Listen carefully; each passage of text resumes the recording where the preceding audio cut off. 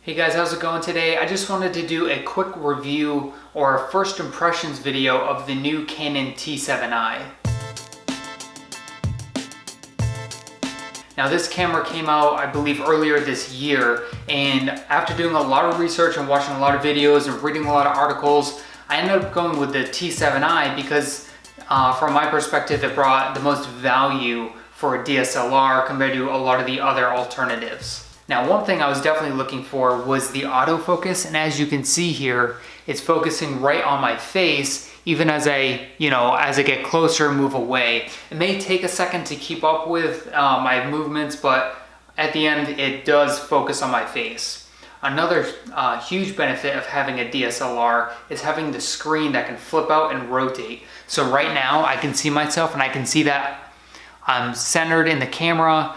I'm looking at the screen, I can see up here, I've got, all my spray paint and, different cleaners and such. Right over here, I've got a lot of things hanging. So I can see all this behind me and I can position myself in the shot because I've got this screen right here. Now it is a little distracting and I have to pay attention to the lens and not the screen, because if I look at, even if I just glance away, to me, I'm looking 3 inches away, but it's very easy to tell. This camera does have a few upgrades compared to the 70D or the 80D, and that is it has a 24 megapixel sensor. So, the camera, I believe, it's just a little bit better in that regards. Also, the processor is updated. So I believe it's the Digix 7 or whatever they call it.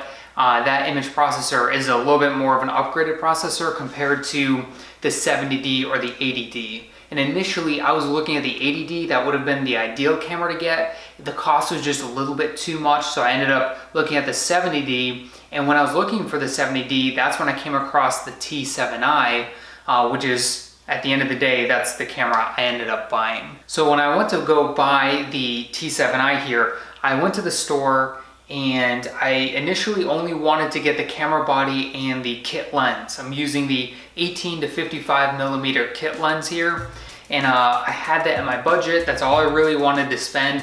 I knew soon down the road I wanted to get a shotgun mic, because just from every review and every video I watched, everybody was saying that any microphone is better than the camera microphone.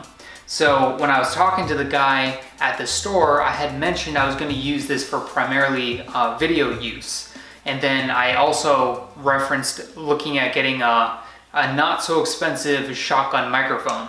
I know right now there's one out there floating around for about $30 for a decent shotgun microphone. It's an entry one, but it works. And when I told him those two things, I was looking for primarily video use and a shotgun mic, he said, why don't you go with the video creator kit? That comes with the camera body, the kit lens, and for only $50 more, you get a Rode shotgun mic and an upgraded SD card. Apparently, if you go with the default SD card that comes with the camera, if you were just to buy the camera alone or the camera with the kit lens, the SD card is a little too slow for video. He was saying you'll get about 2.5 minutes into your video and it'll freeze up on you just because it's not fast enough to keep up with what you're recording. So by spending an extra $50 on the video creator kit, I was able to get a $100 Rode shotgun microphone, and then the SD card upgrade, it was like 13 bucks for the SD card if I would have bought it separately, but that came with the kit. So in total, it was a really good value. I have the whole setup here, and obviously that was Canon's intention. Just by increasing the cost a little bit, it kind of gives you the whole package. Now previously, I've been recording everything on a combination of a GoPro Hero Session and an iPhone 5S. Now the Hero Session has a built-in wide-angle lens. So this is great for getting that immersion and making you feel like you're actually in the video.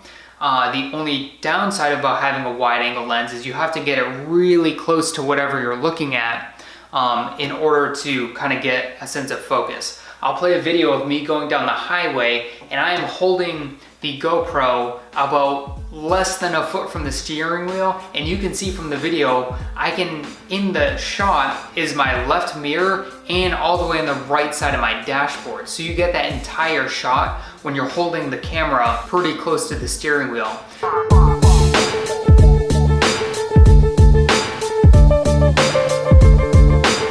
So you kind of get a sense from that about, how wide that angle is.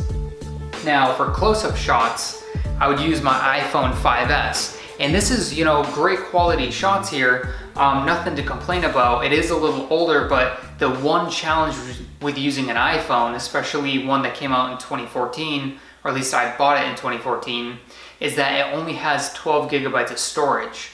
And obviously being a couple years old, I've already used up a lot of that storage. So it's a little difficult to film on this. I could only do quick clips. If I were to set this up on a tripod and start filming myself, the video would just time out, or the recording would just end when the storage ran out of space.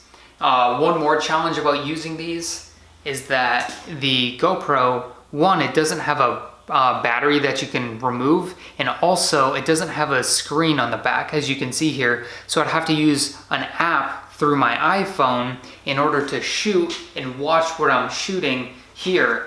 Challenge with this is, one, both hands are being used, and two, it's killing both of your batteries simultaneously. So you just had to get used to, carrying charges around with you. Now up until this point, this has been great. I mean, I've had a good experience with these, but I found that, maybe it's time to get into something a little bit nicer, like a DSLR. And I did buy this primarily for video use, but what I found is I'm taking pictures of everything. When you take a picture with a phone, typically most everything in the picture is in focus. You don't really have much control there.